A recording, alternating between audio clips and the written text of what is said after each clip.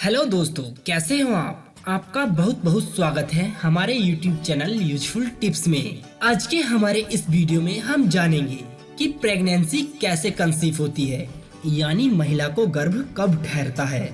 आजकल सभी लोग अपनी शादी के बाद प्रेगनेंसी कंसीव करने में थोड़ी देरी करते हैं, क्योंकि एक दूसरे को जानना होता है, पहचानना होता है, करियर में सेट होना रहता है, और जब हमारी दृष्टि से सब कुछ अच्छा होने लगता है तब हम सोचते हैं प्रेगनेंसी कंसीव करने की, यानी गर्भ धारण करने की। दोस्तों, वीडियो में आगे बढ़ने से पहले आप हमारे इस चैनल को सब्सक्राइब कर ले और वीडियो को लाइक कर दें, क्योंकि आपके लाइक की हमें जरूरत होती है। तो चलिए जान लेते हैं। देखिए, जब हम लोग प्रेगनेंसी कंसीव करने के लिए अपना प्रयोग करना शुरू कर देते हैं, तब कभी कभी 3 महीने 4 महीने ट्राई करने के बावजूद भी प्रेगनेंसी कंसीव नहीं होती है, या महिला को गर्भ ठहरने में दिक्कत होने लग जाती है, और मंथली जो महिला का पीरियड साइकिल होता है वो वैसे का वैसा ही चालू रहता है।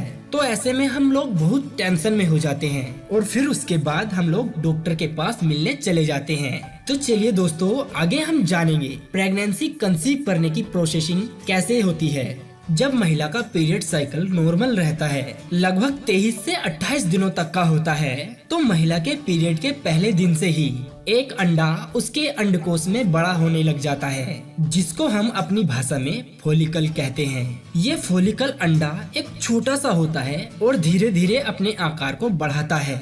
ये पीरियड के मध्यम में लगभग 12 से 24 दिनों तक ये 20 मिलीमीटर के बराबर हो जाता है। उसके बाद ये एग रिलीज हो जाता है, यानी फट जाता है, जिसको हम अपनी भाषा में ओव्यूलेशन बोलते हैं। ओव्यूलेशन के बाद महिला की बॉडी में एग रिलीज होता है, और महिला की जो फैलोपियन ट्यूब्स होती है उसको कैप्चर करने की कोशिश करती है, यानी उसे पकड़ने की कोशिश करती है। और ये एग फैलोपियन ट्यूब में एम्पिलरी रीजन नाम का एक रीजन रहता है, तो इसमें आकर वो एग बैठ जाता है। आपको बता दें कि ये एग केवल लगभग 18 से 20 घंटे तक जीवित रहते हैं।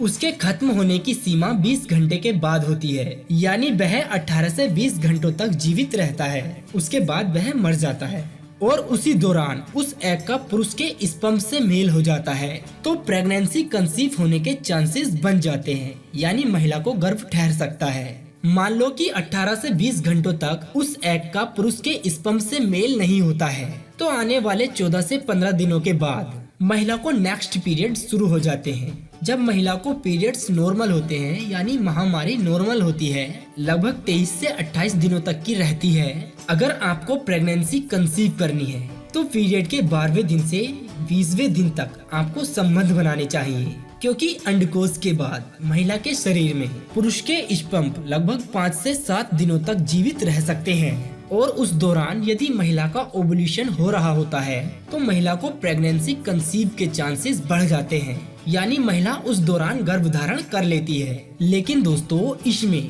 पुरुष के स्पर्म का नॉर्मल होना बहुत ही जरूरी होता है। स्पर्म का काउंट नॉर्मल होना चाहिए, पुरुष के स्पर्म स्वस्थ होने चाहिए, और उसकी रचना नॉर्मल होनी चाहिए, और उसका डीएनए भी बिल्कुल नॉर्मल होना चाहिए। तो स्पर्म एनालिसिस करना बहुत ही जरूरी बात होती है। दोस्तों, एक और जरूरी बात जो गर्भ धारण करने के लिए जरूरी होती है, महिला के फैलोपियन ट्यूब्स की पेटेंसी। जब महिला की फैलोपियन ट्यूब ब्लॉक रहती है तो एक साइड से जो एग आते हैं और जो उसमें बैठते हैं, तथा दूसरी साइड से पुरुष के स्पर्म उससे जाकर मिलते हैं, तो यह मिलन पॉसिबल नहीं होता है, और फिर प्रेगनेंसी कंसीव के चांसेस बहुत ही कम होते हैं, यानी ऐसी स्थिति में महिला गर्भधारण नहीं कर पाती है। इसीलिए महिला की फैलोपियन ट्यूब का नॉर्मल होना एक बहुत ही जरूरी बात होती है। तो चलिए जान लेते हैं प्रेगनेंसी कंसीव करने के लिए क्या क्या जरूरी बातें होती हैं। हमारा शरीर प्रेगनेंसी कंसीव करने के लिए योग्य होना चाहिए, और जब महिला की पीरियड साइकिल नॉर्मल होती है उसके लिए इम्पोर्टेंट ब्लड टेस्ट होते हैं, वो करना आपके लिए जरूरी होता है। और जब महिला की पीरियड साइकिल बिल्कुल नॉर्मल होती है तो आपको हार्मोनल टेस्ट करवाने जरूरी होते हैं। कंसीव के लिए उसका नॉर्मल होना जरूरी होता है। तीसरी जो जरूरी बात है वो सीमेन एनालिसिस, हमारे वीर्य में स्पर्म की मात्रा और उसकी मोटिलिटी अच्छी होनी चाहिए।